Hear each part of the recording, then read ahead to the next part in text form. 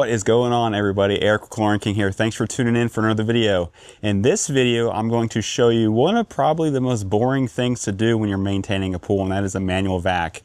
You know, since the innovation of the portable vacuum systems like the Riptide, the Power Vac, the Hammerhead and all those, the manual vac's not such a common thing like it used to be when it was the only way to vacuum a pool. So I get a lot of questions on how to do it, and when I'm training new employees that are green and have never cleaned a pool before, when I hand them a manual vac and a hose, they're like, what do I do with this? So in this video, I'm going to show you how to take care of it. So let's go ahead and get started. All right, so before we get started, I just want to show you two parts that I have with me. If you guys are doing this for a living, it really makes sense for you to have. And this is a hose coupling adapter. It's a Hayward part. And then this is a Hayward, essentially cone, where this adapter fits in, and then this fits into the end of the vacuum. And the reason why you want this, if you're doing this for a living, not all skimmer suction ports are the same on the bottom of the skimmer. And so what this allows is basically to fit any skimmer size out there without having to have to come back, because nothing's more frustrating than not being able to do the job because the vacuum hose is larger than the hole in the skimmer to plug into. So this completely alleviates that. So with that said, let's go ahead and get started again. All right, guys, so there's two ends to the vacuum hose. You got a white end and you got a bluish or purplish end. You want the bluish or purplish end to go in the vac head because that actually swivels where this one doesn't. So you want this to go in the white part to go in the skimmer and that part to go in the vacuum head. But those two components I was just showing you go in just like that and plug right into the hose. And as you can see, I already have the hose all laid out and everything. I have a vacuum attached to the pole. It'll just make getting this vacuum in the pool much simpler. So this particular pool has a Hayward Navigator in it. So I went ahead and disconnected it from the skimmer and got it out of the way and try to keep the hose out of the way as much as possible. So that way when we're vacuuming, we're not getting in the way of, you know, battling with the vacuum cleaner. So to get this thing primed up, the next thing we have to do is get it in the water and get all the air out of it. It's called priming the hose. And so the way that I do it is I'll take the entire assembly here.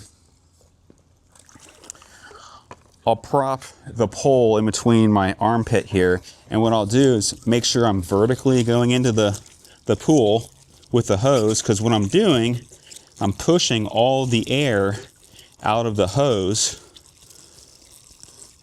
So by the time I get to the end of this, I should have water come up. To see the water coming out of the hose, you may not be able to from that far away, but then also, now the entire hose is primed up.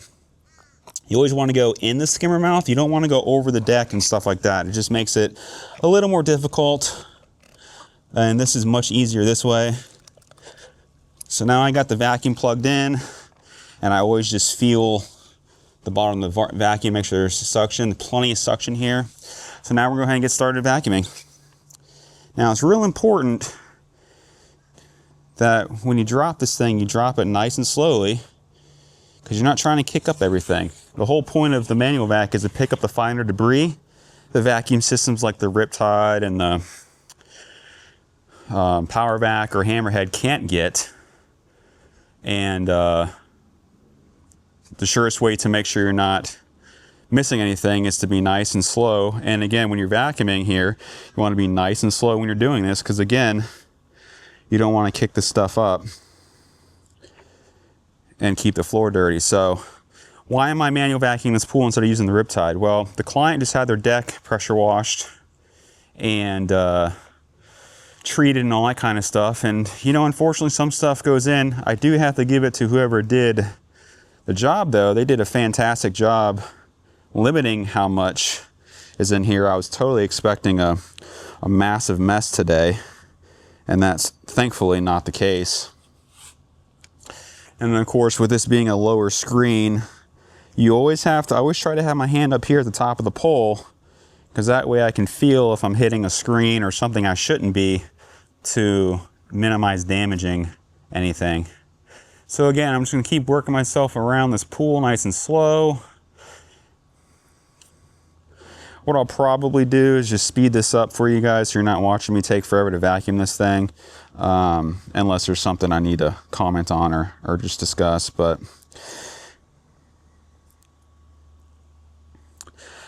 you know, another thing with these manual vacs is it's not done often enough. You know, if you start seeing your Riptide or whatever, insert whatever brand vacuum system, have a lot of debris like sand and fine silt stuff passing through, it's more than likely time for a manual vac. That's the surest way to get rid of it all. And one tip for, you know, obviously this is a screen-in pool, so this doesn't have large debris in it, but if this were a outdoor, you know, uncovered pool, unscreened pool, and it had lots of leaves and everything, what you could do is Hayward makes a leaf canister that plugs in line with the hose, and so that way you limit clogging the skimmer line, because all that large debris will be captured in the basket instead of going in the skimmer line. So I'm just going through, I'm trying to get all the small stuff. If I miss a leaf here and there, no big deal, I'll just nut it out. But the point is just to get all the fine stuff out of the pool, because this is larger stuff because it is paver sand, but, and I'm confident the Riptide would capture it, but I just want to make extra sure. And so I'm just doing a manual vac, and it gave me an opportunity to make a video for you guys. So again, just going through here. Some of the stuff is stuck to the floor, so got to go over it again. And I'll also brush it just to make sure I knock it loose, because you don't want anything sticking to the floor of the pool. That's never good.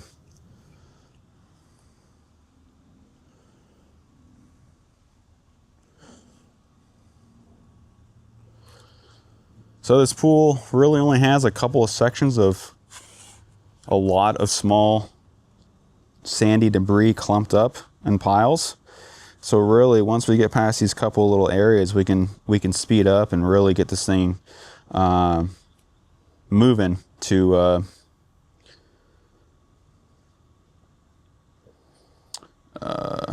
get this thing cleaned up as quickly as possible. Now, a couple other things you could do over the equipment. This is a single line in, single line out, but if you had multiple, if you had like a main drain, a skimmer, a cleaner line and all that, you know, you can actually increase the suction of the vacuum to make it more strong, so it captures more stuff and pulls stuff to the vacuum head versus having to go as slow as I am. But because the suction is split up between the main drain and the skimmer, I have to go extra slow just because of that.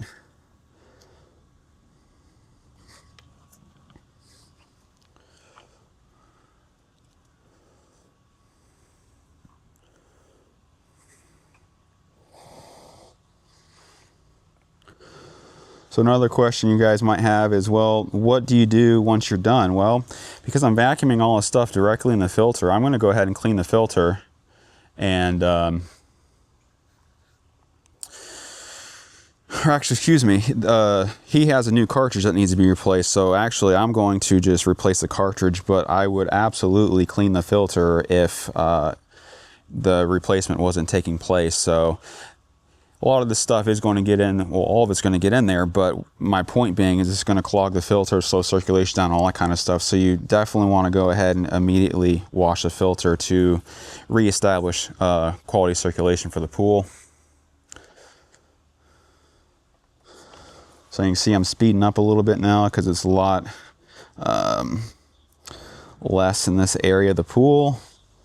And again, I'm having to go slower just because I got the suction split up between the skimmer and the main drain, because it's a one line in, one line out system. And also, if it's a variable speed pump, which this one is not, but if it was, you could absolutely increase the speed, put it on like quick clean or something like that, just to get the pump pumping as fast as it can to increase the suction for you. And again, you just want to be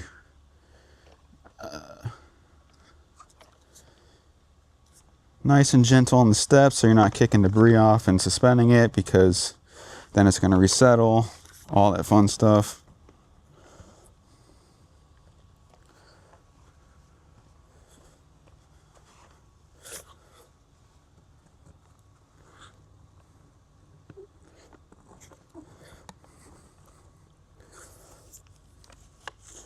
Now again, just drop it down in the pool nice and slowly. Now we're back on the floor.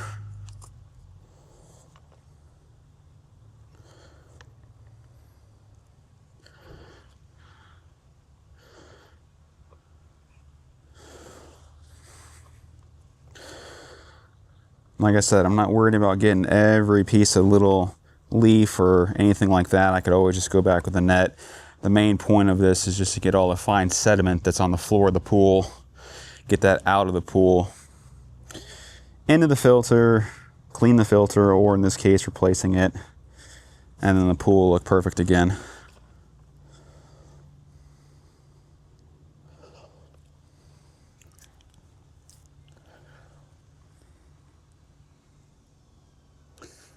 So a lot of questions I get on videos, you know, with cleanups and all that is, you know, should you charge for this? Well, in this case, no, because it's not a significant, it's just a manual vac. It's not a significant cleaning where I'm, you know, having to clean the filter multiple times or do anything special. All I'm doing is a manual vac, and that's just, in my opinion, just part of service. If it was a lot worse, they would absolutely be getting a special cleaning fee attached to this, but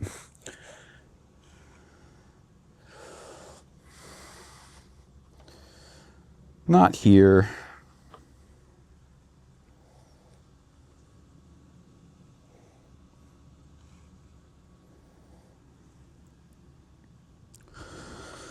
Another question I get a lot is what length vacuum hose should I get? What type of vac, manual vac, all that kind of stuff. So this is a Pentair vacuum head. It's for concrete pools, fiberglass pools, etc.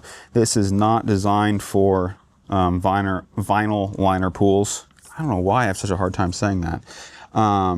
This will absolutely suck to the bottom of the floor on vinyl liner and could possibly tear it, and you absolutely don't want to do that. They make special vinyl liner, boom, got it, vinyl liner vacuum heads that got bristles that sort of offset, give some clearance for the suction hole in the bottom of the vac to be off the floor, so you don't have an opportunity to suck the vacuum down to the floor and cause a tear in the plastic liner. But you can see how much quicker we've moved around the pool because there's a lot more fine debris here versus the big puddle. Now we're coming up to big puddle here in a minute, which we're gonna adjust and start going slowly again. But you can see we did this last half of the pool way quicker than what we did over there.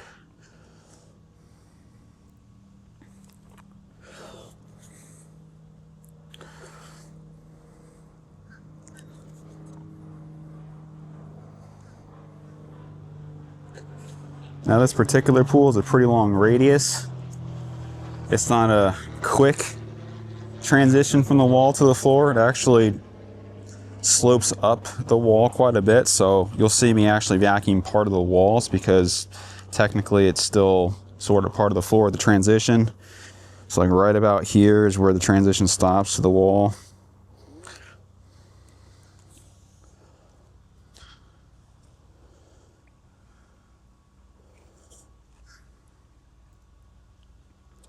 Now obviously we got this Hayward Navigator in here. Just be cognizant of, you know, not tangling up the hoses, because that, as stupid as that sounds, that will drive you nuts. Trying to have to untangle it if you manage to get it tangled up. But this pool is looking way better already. The floor is looking good. Now I didn't bother skimming first. I just want to get all this sand stuff off the floor. You know, so this pool is still not looking as perfect as it's going to be towards the end. But now I'm hitting that real thick sand stuff, little piles, so I'm going way slow now. So we don't want to kick this stuff up. We want all of it to go to the filter.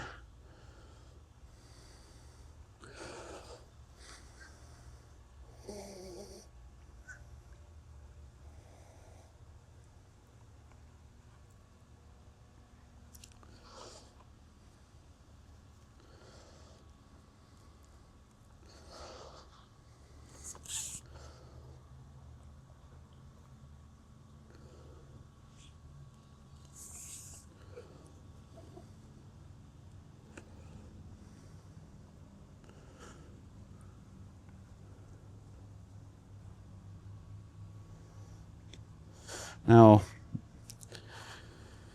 instead of just going along the side here like I would normally do, I'm going to actually turn to this side now, and because that transition is so much longer than typical, that way I can vacuum the wall on this side too and help get even more of that debris out of the pool. Be careful going over main drains, especially the older ones with the vacuum. I've definitely seen and heard of people pulling the covers off when they're old.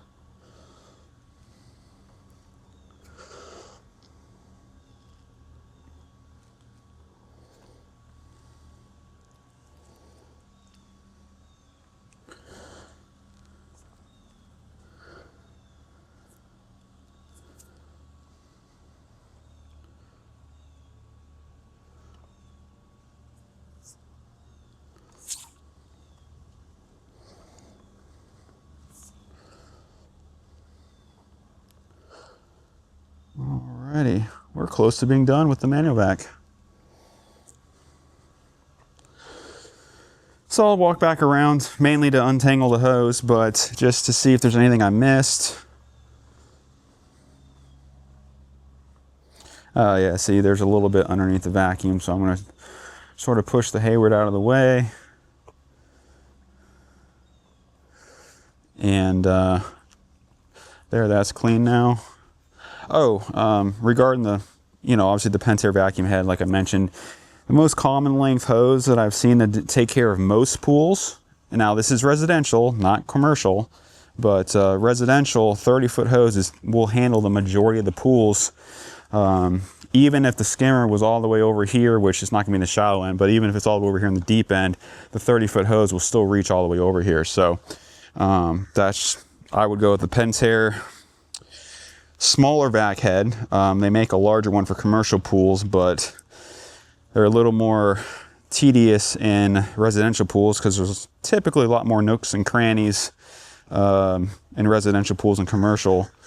And it's, I believe, a 18-inch head versus 12, I think, here. So obviously it just makes a pretty big difference when you're trying to get in and out of smaller areas. Yeah, so you can see, or well, you can't see, but I'm telling you, there's some spots where a little bit settled, or I might have missed it on the radius. So that's why it's always good to backtrack and just get everything you can.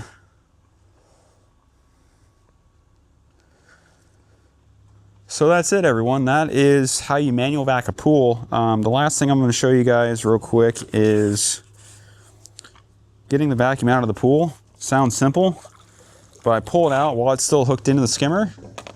You start hearing it gurgle because you want the skimmer to suck all that dirty water out of the hose.